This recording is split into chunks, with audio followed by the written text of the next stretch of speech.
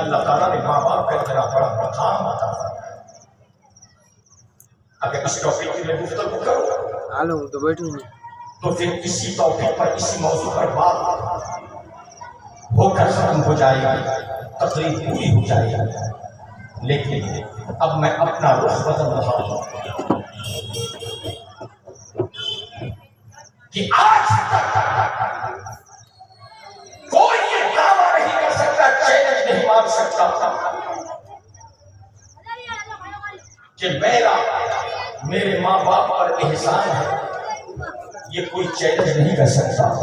ماں باپ کا احسان اولاد پر ہے، اولاد کا احسان ماں باپ پر نہیں۔ مگر دنیا میں ایک ایسی ہستی ہے، کہہ دو سبحان اللہ، ایک ایسی ذات ہے، ایک ایسا وجود ہے، ایک ایسی ہستی ہے کہ جو ساری کائنات پر نہیں، اپنے ماں باپ پر بھی احسان فرماتا ہے۔ کسی اور اولاد کا احسان ماں باپ کے اوپر ہو نہ ہو، مگر نبی کریم صلی اللہ علیہ وسلم کا احسان ساری امت پر بھی ہے، ان کے ماں باپ پر ہے۔ ہمارے نبی صلی اللہ علیہ وسلم حجۃ الوداع کے موقع پر، کہہ دو سبحان اللہ،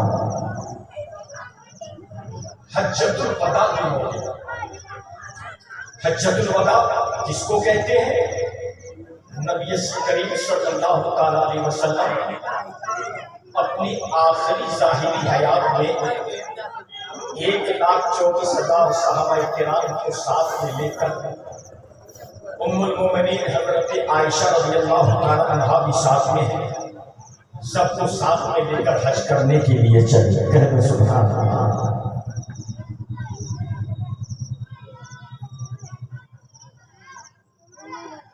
یہ نبی کا، رسول پاک کا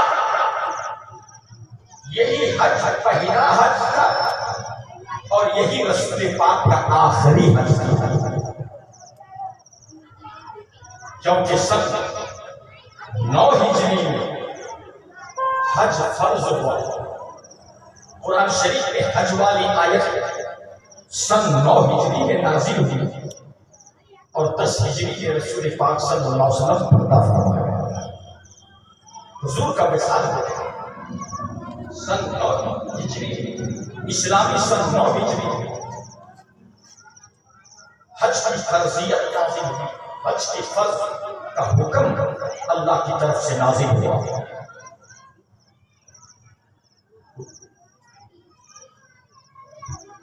وہ آیت یہ ہے، بسم اللہ الرحمن الرحیم، وَعَلَى النَّاسِ حِجُّ الْبَيْتِ مَنِ اسْتَطَاعَ إِلَيْهِ سَبِيلًا، جو استطاعت رکھے، حج کرنے کی طاقت رکھے، حج کرنے کی استطاعت رکھے، اللہ نے اسے نوازا ہے، اسے عطا کیا ہے کہ وہ حج کر سکے گا، تو ایسوں پر اللہ کی طرف سے بیت اللہ شریف کا حج فرض۔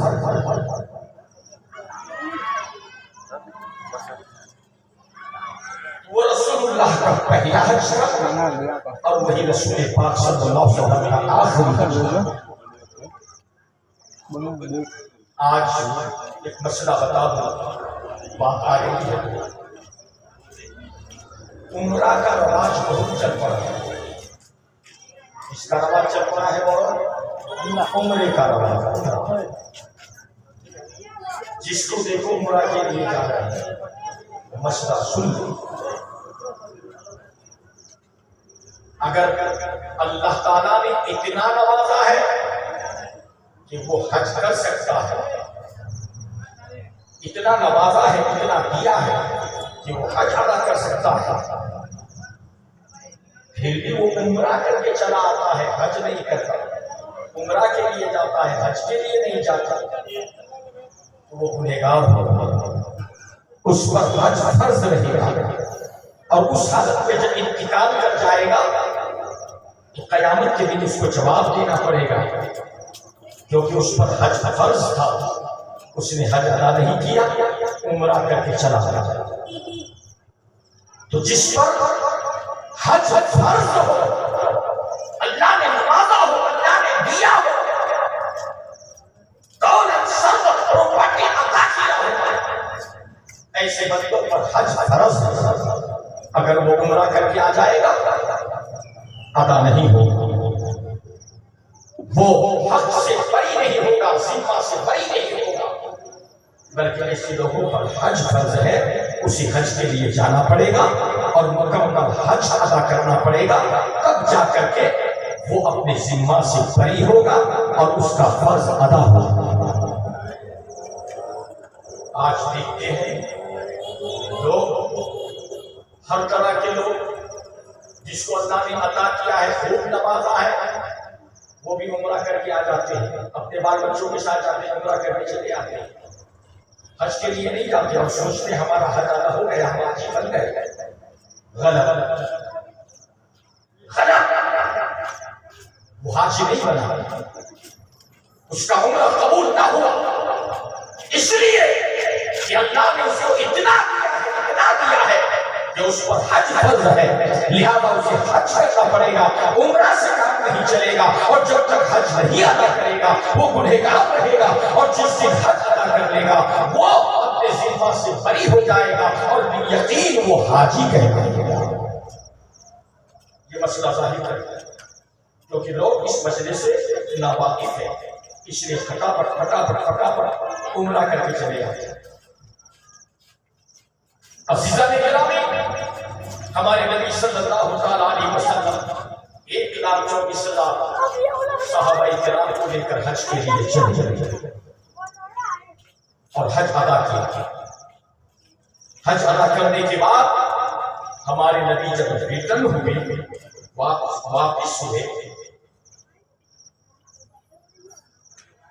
مکہ شریف سے مدینہ شریف چلے، جو 550 کلومیٹر کا راستہ ہے، مکہ شریف سے مدینہ پاک 550 کلو کا راستہ ہے۔ جب ہمارے نبی مکہ شریف میں حج ادا کرنے کے بعد 1,24,000 صحابہ کے ساتھ ریٹرن ہوئے، واپس ہوئے،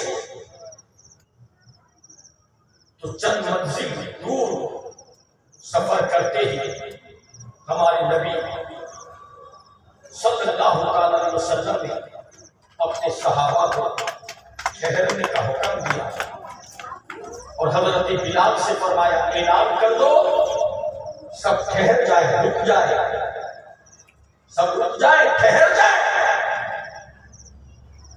اور ہمارے نبی صلی اللہ علیہ وسلم اپنے سواری سے، اپنی اونٹنی سے، اپنی ناقہ سے، جس کا نام قصوہ تھا،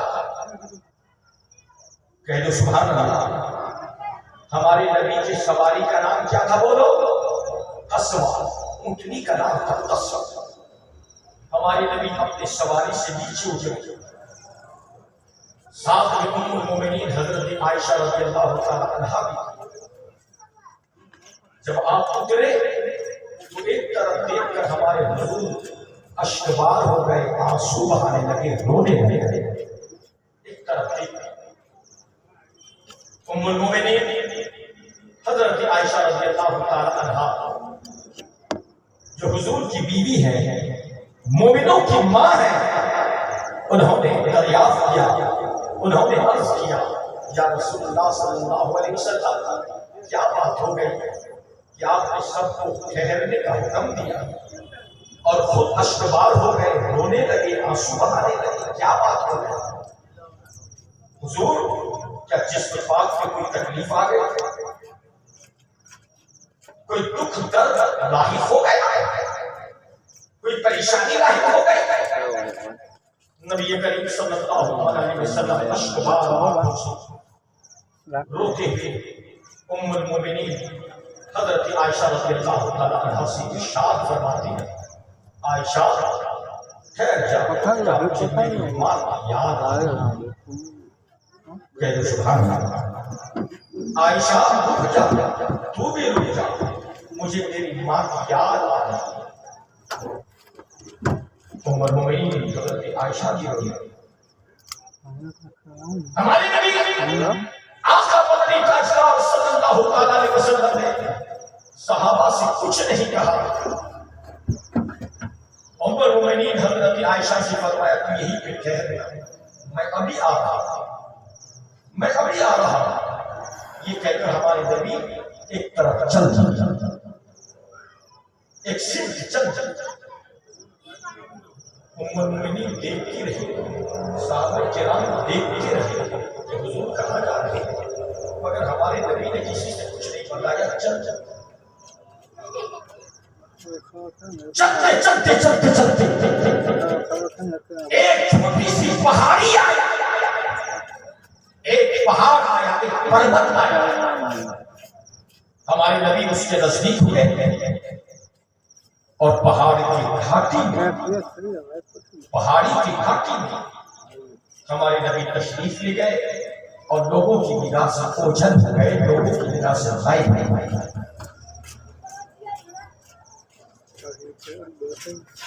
تھوڑی دیر کے بعد ہمارے نبی صلی اللہ علیہ وسلم اپنے آنکھوں کو صاف کرتے ہوئے مسکراتے ہوئے صحابہ کرام کی طرف تشریف لائے. ام المؤمنین حضرت عائشہ رضی اللہ تعالی عنہا نے پوچھا یا رسول اللہ صلی اللہ علیہ وسلم ابھی آپ گئے تو اشک بار آنکھوں سے گئے، روتے ہوئے گئے، آنسو بہاتے ہوئے گئے، اور جب آپ واپس لوٹ رہے ہیں تو مسکراتے ہوئے لوٹ رہے ہیں. آپ کا چہرہ چمک رہا ہے، آپ کا چہرہ دمک رہا ہے، آپ کے چہرے پہ خوشی کی لہریں ہیں، آپ مسکرا رہے ہیں. جا رہے تھے تو روتے ہوئے جا رہے تھے اور واپس ہو رہے ہیں تو مسکراتے ہوئے ہو رہے ہیں. بات کیا ہے، معاملہ کیا ہے؟ میرے آقا مدنی تاجدار صلی اللہ علیہ وسلم نے حضرت ام المؤمنین سے ارشاد فرمایا ٹھہر جاؤ. تمام صحابہ کرام کو آپ نے قریب بلا لیا، نزدیک بلایا اور آپ نے ارشاد فرمایا اے میرے صحابیوں، اے میری بیوی عائشہ، وہ سامنے جو پہاڑ ہے، سامنے جو پربت ہے تم دیکھ رہے ہو؟ سب نے کہا ہاں یا رسول اللہ ہم دیکھ رہے ہیں. کہا اس کی گھاٹی میں میری ماں حضرت بی بی آمنہ خاتون کا مزار پاک ہے، ان کی قبر شریف ہے. جب میں راستے سے گزرا میرے کان میں ایک آواز آئی،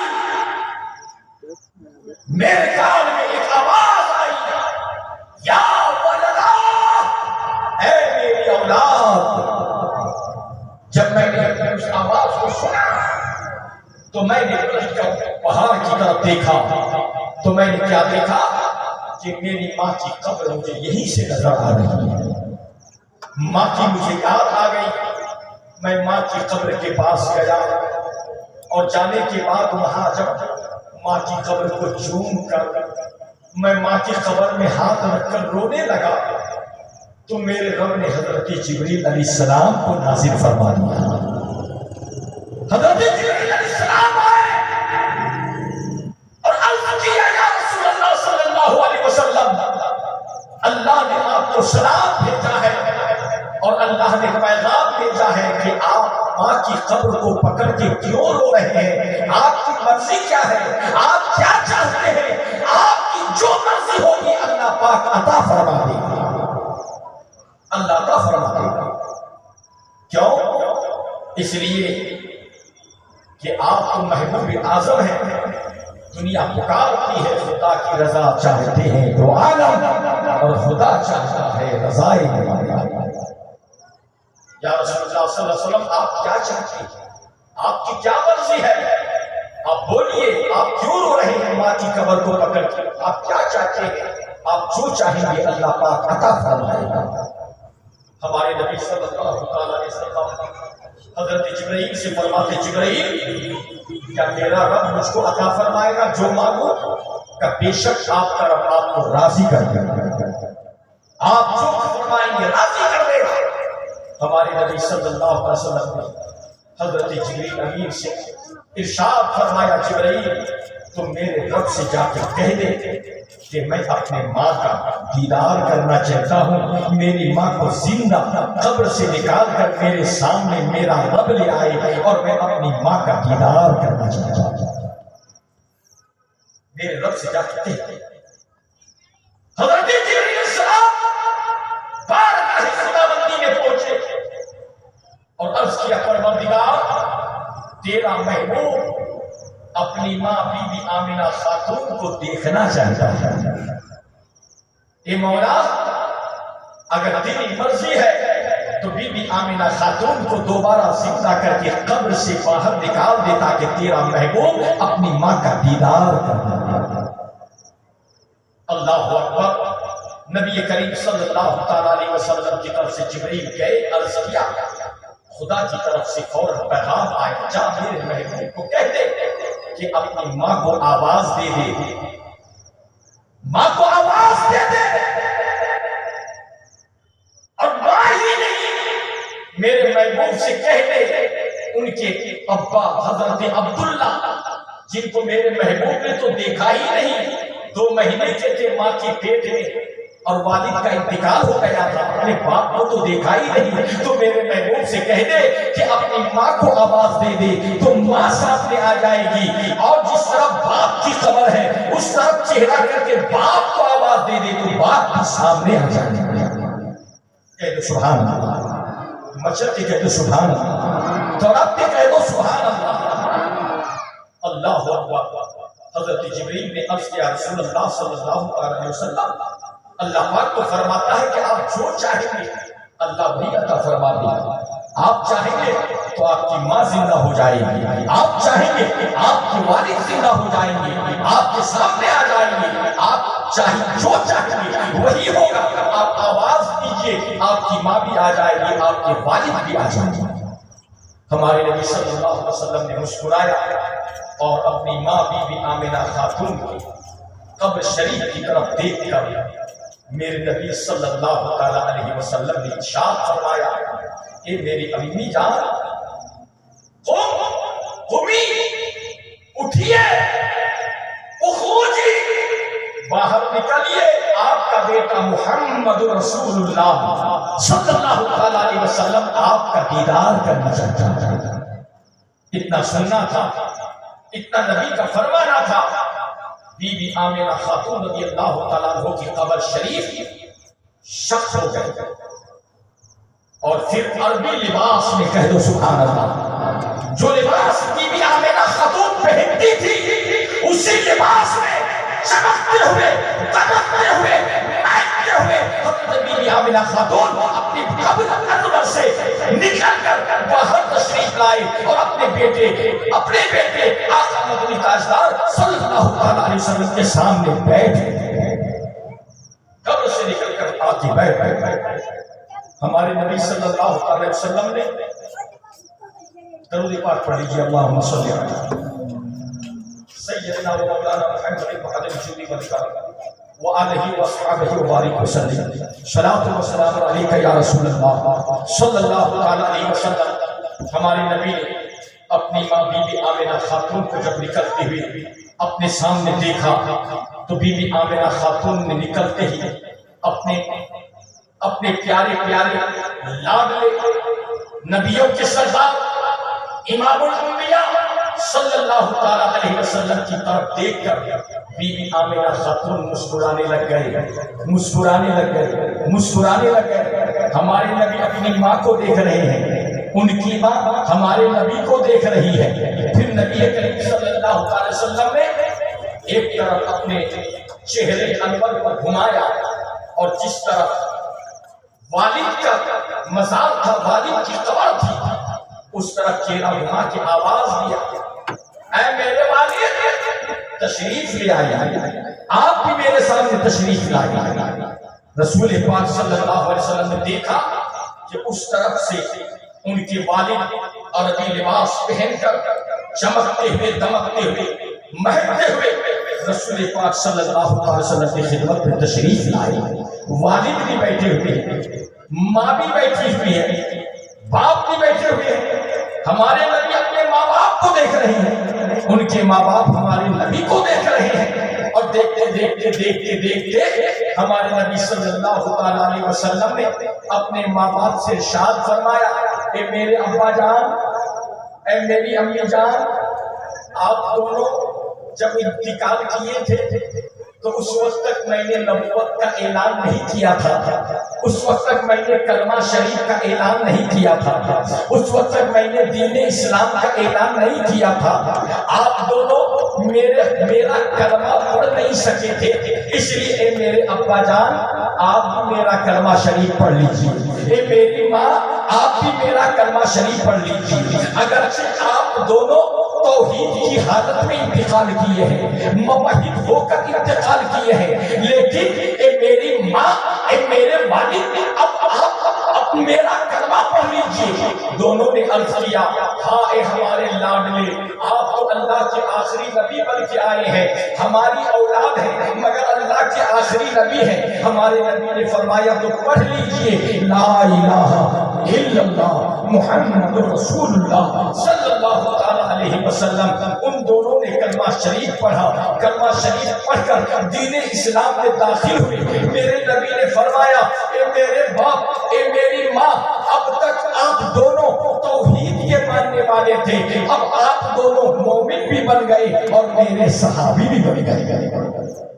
ہمارے نبی صلی اللہ علیہ وسلم نے اپنے ماں باپ کو کلمہ شریف پڑھا کر اپنے دین میں داخل کر کے صحابی بھی بنایا اور ایمان اپنے اسلام میں داخل بھی فرمایا۔ اور میرے نبی نے اپنے ماں باپ سے ارشاد فرمایا کہ جائیے آپ اپنے قبر میں چلے جائیے۔ بی بی آمنہ خاتون اپنی قبر میں چلی گئی، حضرت عبداللہ اپنے قبر میں چلے گئے، اور ہمارے نبی مسکراتے ہوئے صحابہ کے بیچ میں تشریف لے آئے۔ آج دنیا کہتی ہے، لوگ کہتے ہیں، نادان وہابی کہتے ہیں کہ نبی صلی اللہ علیہ وسلم کو کسی چیز کا اختیار نہیں ہے۔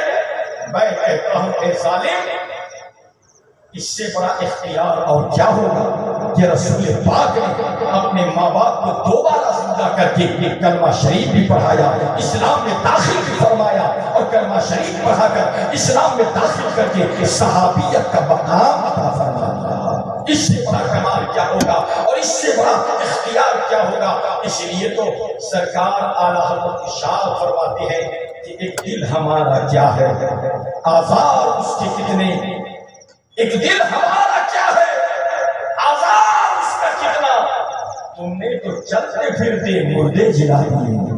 درود پاک پر اللہم صلی علی سیدنا و مولانا محمد معدن الجود والکرم وآلہ واصحابہ وبارک وسلم۔ صلاۃ و سلام علیک یا رسول اللہ صلی اللہ تعالی علیہ وسلم۔ علامہ جلال الدین سیوطی رحمۃ اللہ علیہ نے جب اس واقعہ کو بیان کیا اور اس کا اردو میں ٹرانسلیشن ترجمہ علامہ عبد المصطفیٰ اعظمی حوصوی رحمۃ اللہ علیہ سیرت المصطفیٰ میں کیا، تو علامہ جلال الدین سیوطی رحمۃ اللہ علیہ نے فرمایا کہ اللہ تعالیٰ نے ہمارے نبی کو ساری کائنات کا اختیار عطا فرمایا۔ میرے عزیزوں، میرے دوستوں، ہمارے نبی صلی اللہ تعالیٰ علیہ وسلم اسی مہینے کی 12ویں تاریخ کو آقا صلی اللہ تعالیٰ علیہ وسلم دنیا میں تشریف بھی لے آئے، اور اسی تاریخ میں رسول پاک دنیا سے تشریف بھی لے گئے۔ آنے کی بھی یہی تاریخ اور دنیا چھوڑ کر جانے کی بھی یہی تاریخ، یہی مہینہ، یہی دن، یہی تاریخ۔ ہماری نبی دنیا میں تشریف لائے 12ویں شریف کی 12 تاریخ کو، ربیع الاول شریف کی 12 تاریخ کو تشریف لائے، اور اسی ربیع الاول شریف کی 12 تاریخ کو ہمارے نبی دنیا سے تشریف لے گئے۔ ہمارے آقا مدنی تاجدار صلی اللہ تعالیٰ علیہ وسلم جب دنیا میں تشریف لائے، اس وقت اللہ تبارک و تعالیٰ نے ہمارے نبی کو دنیا میں آتے ہی ایک نہیں درجنوں معجزے عطا فرماتا۔ ادھر ہمارے نبی دنیا میں تشریف لا رہے ہیں، ادھر درجنوں معجزات ظاہر ہو رہے ہیں۔ ہمارے نبی کے درجنوں معجزے ظاہر ہو رہے ہیں۔ انہی معجزات میں سے ایک معجزہ یہ بھی ظاہر ہوا کہ جب ہمارے نبی دنیا میں تشریف لائے، ایران کی سرزمین پر ایک آتش کدا تھا، لوگ اس آگ کو پوچھتے تھے۔ 1000 برس سے وہ آگ جل رہی تھی۔ اس آگ کے ماننے والے اس آگ کو 1000 برس سے جلاتے آ رہے تھے، ایک سیکنڈ کے لیے کبھی بجھنے نہیں دیا۔ 1000 برس سے ایران کی سرزمین پر آگ کے پجاری اس آگ کو پوجتے آ رہے تھے، کبھی 1 منٹ کے لیے بھی اس آگ کو سرد ہونے نہیں دیا۔ 1000 برس سے لگاتار وہ آگ جلتی آ رہی تھی، جلتی آ رہی تھی، جلتی آ رہی تھی، اور وہاں کے لوگوں نے اسی کو اپنا معبود بنایا، اسی کی پرستش ہو رہی ہے۔ جب ہمارے نبی صلی اللہ علیہ وسلم بی بی آمنہ خاتون کے گھر میں تشریف لائے، ادھر نبی دنیا میں تشریف لاتے ہیں اور ادھر اچانک صبح صادق کے وقت وہ آتش کدا کی آگ بالکل بجھ کر سرد ہو جاتی ہے، بالکل ٹھنڈی ہو جاتی ہے۔ ایسا لگتا ہے کہ کبھی یہاں پر آگ جلایا ہی نہیں گیا تھا، ایسا لگتا تھا کہ یہاں پر آگ کی نام و نشان نہیں، بلکہ آتش کدا بالکل سرد ہو جاتا ہے اور وہاں پر گلزار نظر آتا ہے، گلشدہ نظر آتا ہے، جو آگ کے اس وقت بوجھنے والے، آگ کے پرستار، آگ کے ماننے والے موجود تھے۔ اس نے جب آگ کو اچانک بجھتے ہوئے دیکھا، 1000 برس سے آگ جل رہی تھی، یکایک 12ویں تاریخ کے صبح صادق کو آگ بجھ گئی، آگ سرد ہو گئی، آتش کدا کی جگہ گلشدہ بن گیا۔ تو وہاں کے جو آگ کے ماننے والے تھے وہ حیران پریشان ہو گئے، حیرت میں پڑ گئے کہ یا اللہ، کیا معجزہ ظاہر ہو گیا، کیا بات ہو گئی کہ اچانک 1000 برس سے 1 منٹ کے لیے بھی یہ آگ سرد نہیں ہوئی ہے، آج کیا بات ہو گئی کہ یہ آگ اچانک ٹھنڈی ہو گئی، اچانک بجھ گئی اور اس کی جگہ پہ گلستہ بن گیا، کیا معاملہ ہے؟ آپس میں وہ سب بات کر رہے تھے کہ غیب سے ندا دینے والے نے، صدا دینے والے نے صدا دیا، ندا لگایا، آواز دیا، اے لوگو، اب یہ آگ قیامت تک نہیں جل سکے گی، اس لیے کہ آج معبودان باطلہ کو رد کرنے والے آخری نبی دنیا میں تشریف لے آئے، ان کی وجہ سے آج یہ آتش کدا بالکل بجھ چکا ہے، گل ہو چکا ہے، سرد ہو چکا ہے اور اس کی جگہ پہ گلشن بنا ہوا ہے۔ جب ان لوگوں نے اپنے اپنے پادریوں کے پاس، اپنے اپنے عالموں کے پاس پہنچے اور اس چیز کو بتایا کہ آج سرد ہو گئی ہے، کیا بات ہے، تو ان کے بڑے بڑے جو عالم تھے، توریت کے عالم، انجیل کے عالم، زبور کے عالم، ان سب نے اپنی اپنی کتابوں کو کھول کے دیکھا تو کتابوں میں تحریر تھا، کتابوں میں لکھا ہوا تھا، توریت شریف، انجیل شریف، زبور شریف، یہ لکھا ہوا تھا کہ جب آخری نبی آخر الزمان صلی اللہ تعالیٰ علیہ وسلم دنیا میں تشریف لائیں گے تو ایران کا آتش کدا بجھ جائے گا اور اس کی جگہ گلستہ بن جائے گا۔ توریت میں لکھا ہوا تھا، زبور میں لکھا ہوا تھا، انجیل میں لکھا ہوا تھا، سب لوگ سمجھ گئے، ساری دنیا سمجھ گئی کہ آج اس آخری نبی جناب محمد رسول اللہ صلی اللہ تعالیٰ علیہ وسلم کی آمد ہو چکی ہے اور وہ نبی دنیا میں تشریف لے آئے۔ ہمارے نبی صلی اللہ تعالیٰ علیہ وسلم کی سجدے میں ان کی آمد کی وجہ سے زمین پر قدم رکھتے ہیں تو آگ بجھ جاتی ہے، اور جس نبی کا کلمہ ہم اپنے سینے میں رکھتے ہیں انشاءاللہ اگر عقیدہ سچا ہوگا، محبت سچی ہوگی، ایمان سلامت ہوگا تو جہنم کے قریب جائیں گے تو جہنم کی آگ ہم تم کو دیکھ کر سرد ہو جائے گا۔ اسی لیے تو اللہ حضرت فرماتے ہیں اللہ کیا جہنم اب بھی نہ سرد ہوگا، رو رو کے مصطفیٰ نے دریا بہا۔ میرے عزیزوں میرے دوستوں، ہمارے نبی صلی اللہ علیہ وسلم سراپر رحمت بن کر دنیا میں تشریف لائے، ساری کائنات کے لیے رحمت بن کے تشریف لائے، اپنے ماں باپ کے لیے بھی رحمت بن کے تشریف لائے، اپنے والدین کے لیے رحمت بن کے تشریف لائے، ساری کائنات کے لیے رحمت بن کے تشریف لائے۔ بلکہ میں تو یہ کہتا ہوں، میں نہیں، بڑے بڑے علماء، مفسرین، محققین، بہت بڑے بڑے مفتیان کرام، ائمہ نظام نے اس کو تسلیم کیا ہے کہ ہمارے نبی اپنوں کے لیے بھی رحمت بن کے آئے ہیں اور غیروں کے لیے بھی رحمت بن کے آئے ہیں۔ وہ ہر عالم کی رحمت ہے، کسی عالم میں رہ جاتے ہیں، یہ ان کی مہربانی کی یہ عالم پسند آیا۔ اگر وہ چاہتے تو فرشتوں کی دنیا میں رہ جاتے، دنیا میں نہ آتے، وہ چاہتے تو جنت میں رہ جاتے، دنیا میں نہیں آتے، مگر ان کی مہربانی کہ یہ عالم پسند آیا، اپنی امت سے پیار، اس قدر پیار کہ سب کچھ چھوڑ کر ہمارے نبی اللہ کے دربار سے اس امت کے پاس تشریف لے آئے، اور جب تشریف لائے تو سب سے پہلے کسی اور کو نہیں چاہا، اگر طلب کیا تو کس کو طلب کیا؟ بولو، امت کو طلب کیا۔ کس کو طلب کیا؟ بولو، امت کو۔ رب ہب لی امتی، رب ہب لی امتی، رب ہب لی امتی، امت کو تلاش کیا۔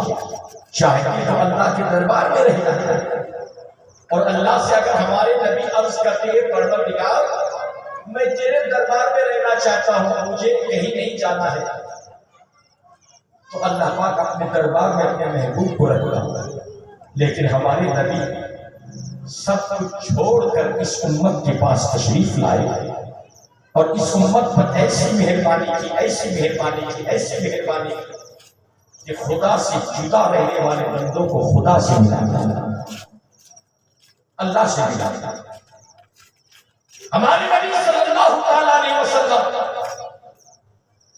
اللہ اکبر، آج بھی اپنے عاشقوں کو نوازتے ہیں اور قیامت تک نوازتے رہیں گے۔ آج بھی ان کی رحمت جاری ہے، قیامت تک ان کی رحمت جاری رہے گی۔ ایسا نہیں ہے کہ جب تک دنیا میں تھے ان کی رحمت جاری تھی، ان کی مہربانی جاری تھی، آج مزار شریف کے اندر ہے، آج حضور کی رحمت نہیں ہے، ایسا نہیں ہے، بلکہ کل بھی حضور کی رحمت کی، آج بھی ہے، قیامت تک نہیں۔ ایک حضور کا عاشق جن کا نام جناب برہ ہے،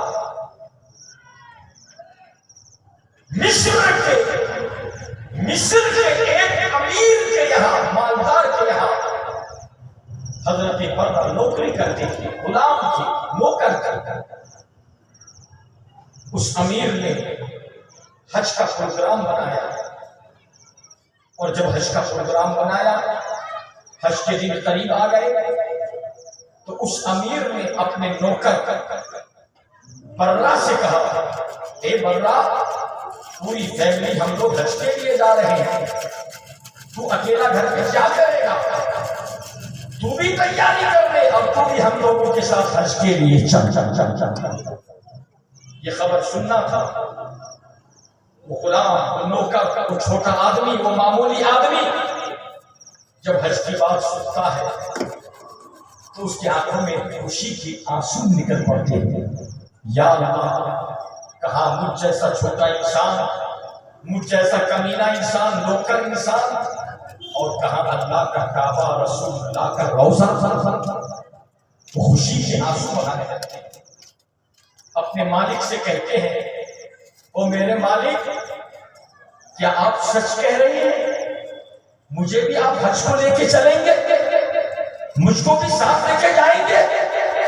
میں تو رات دن تڑپتا تھا، کبھی سوچ بھی نہیں سکتا تھا کہ مجھ جیسا چھوٹا آدمی اللہ کے کعبے کو دیکھ سکے گا، رسول اللہ کی گنبد خضرا کو دیکھ پائے گا۔ میں نے تو کبھی خواب میں بھی نہیں سوچا تھا۔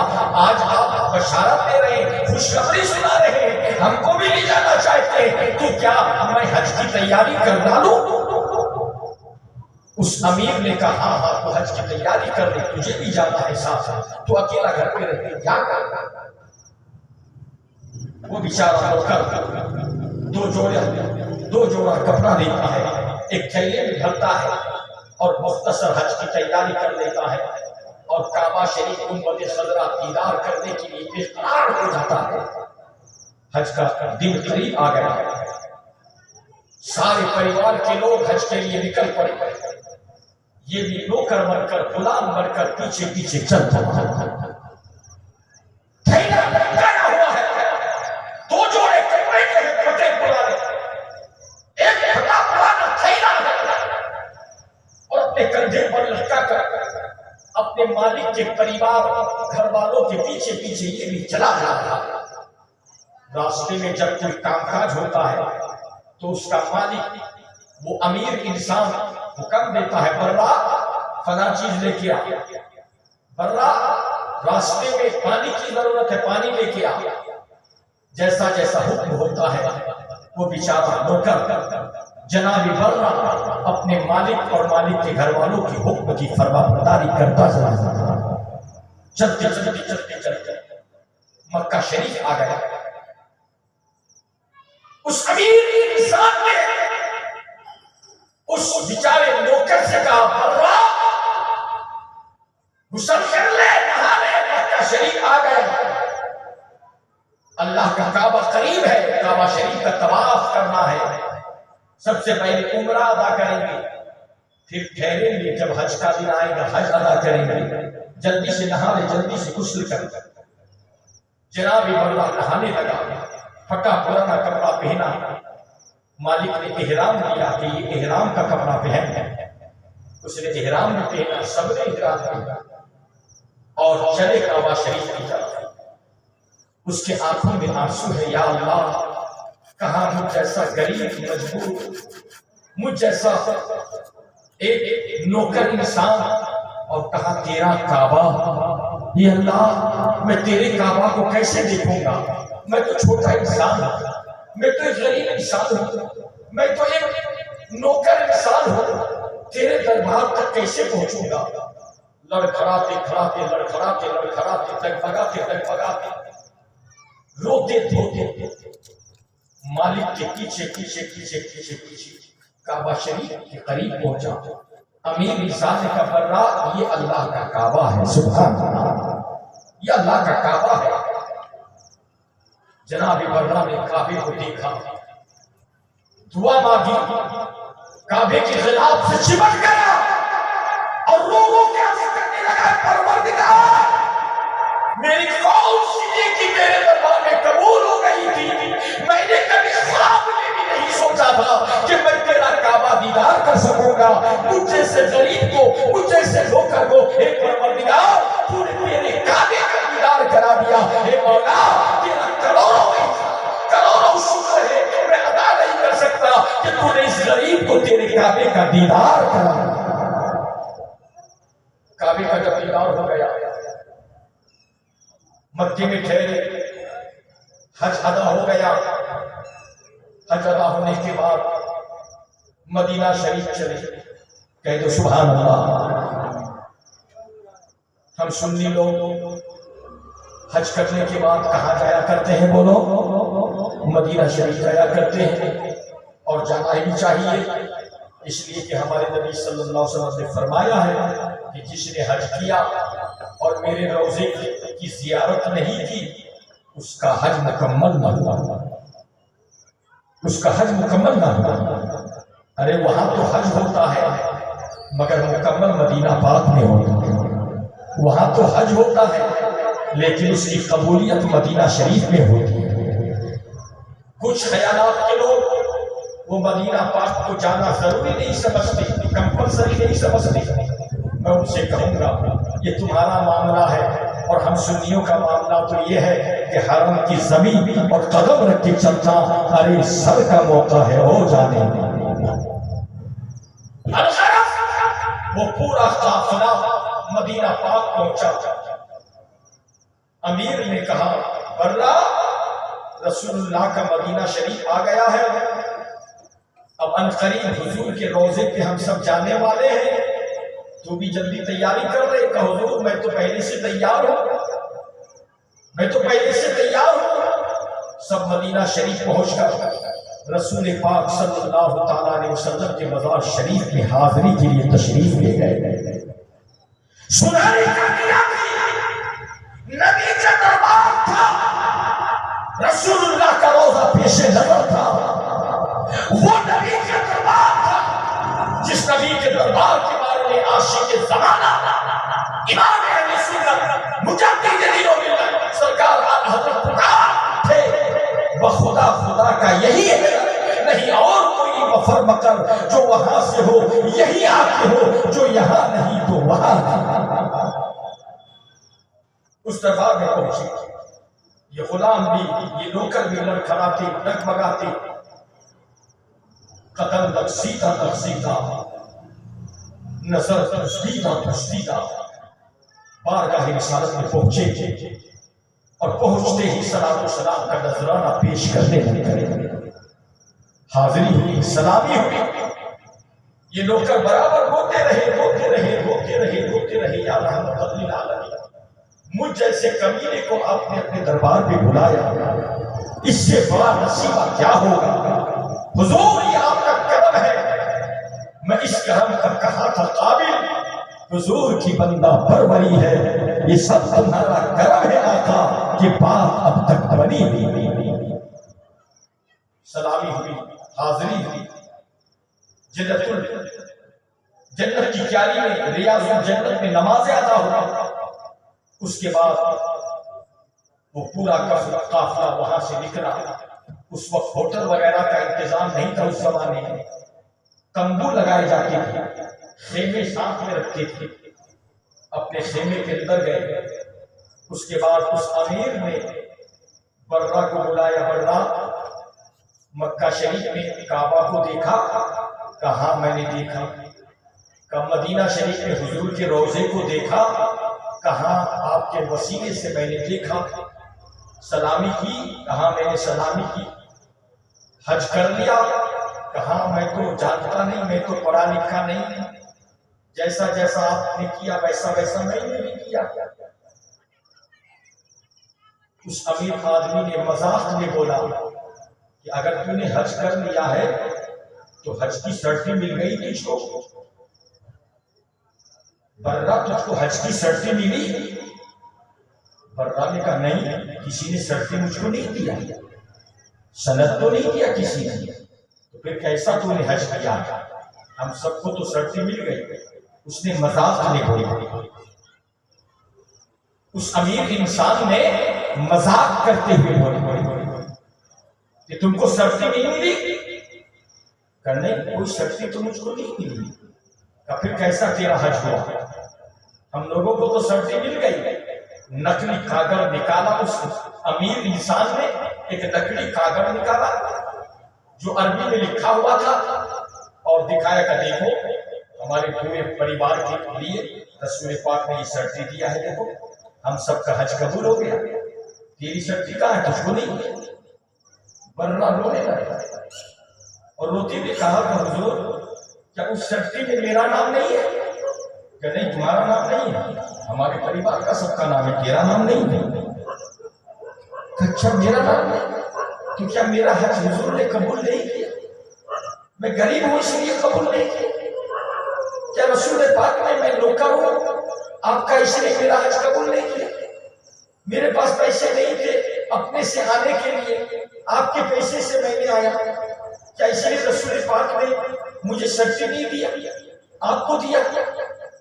اس امیر انسان نے کہا تو جو بھی سوچ لے، ہم لوگوں کو تو سرٹی مل گئی ہے، اب تجھ کو کیوں سرٹی نہیں ملی تیرا معاملہ ہے، تو جانے، مگر ہم لوگ کو سرٹی مل گئی. وہ بیچارے جناب برا، وہ غریب، وہ لاچار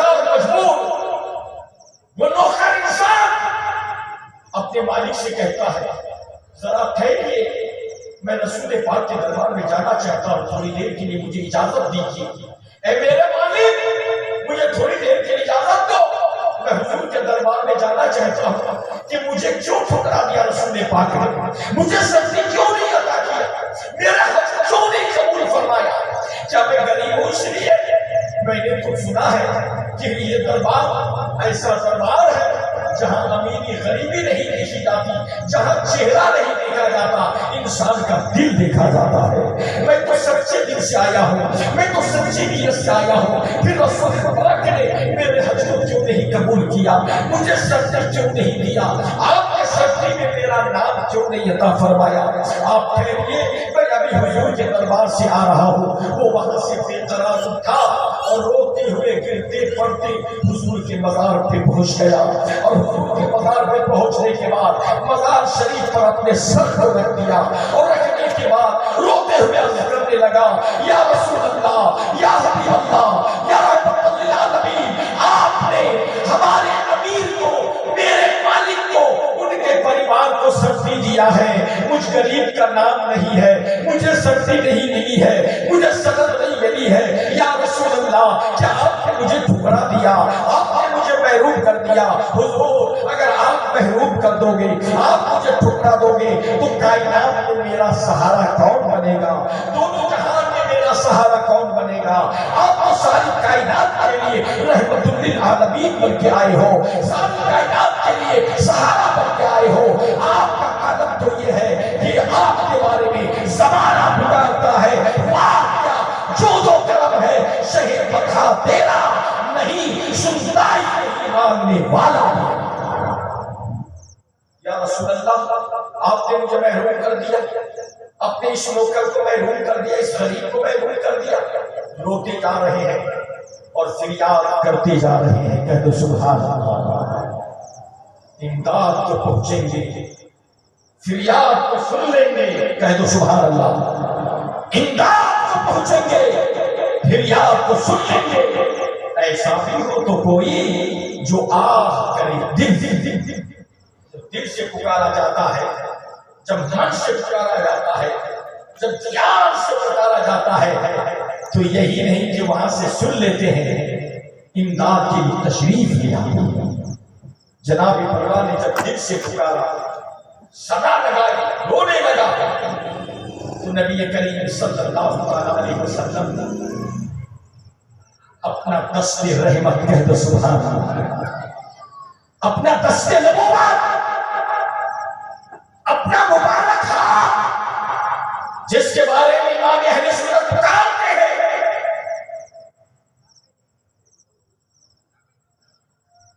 جس طرف اٹھ گیا،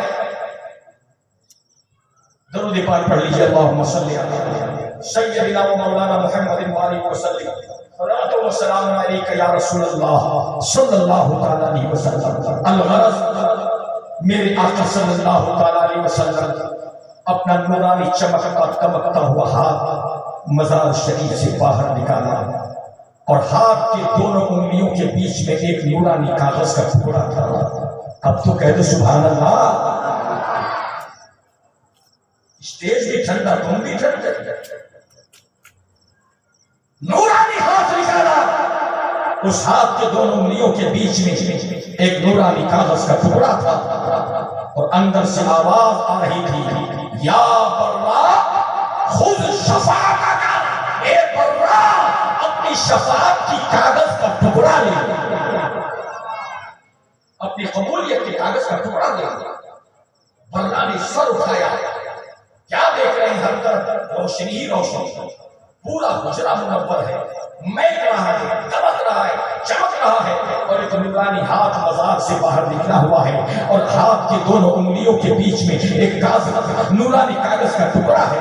جناب برا نے اس ہاتھ کو چوم لیا، کاغذ کے ٹکڑے کو لیا، اور لینے کے بعد جو ہی کاغذ کو اپنے ہاتھ میں لیا وہ رسول اللہ کا مبارک ہاتھ اندر چلا گیا.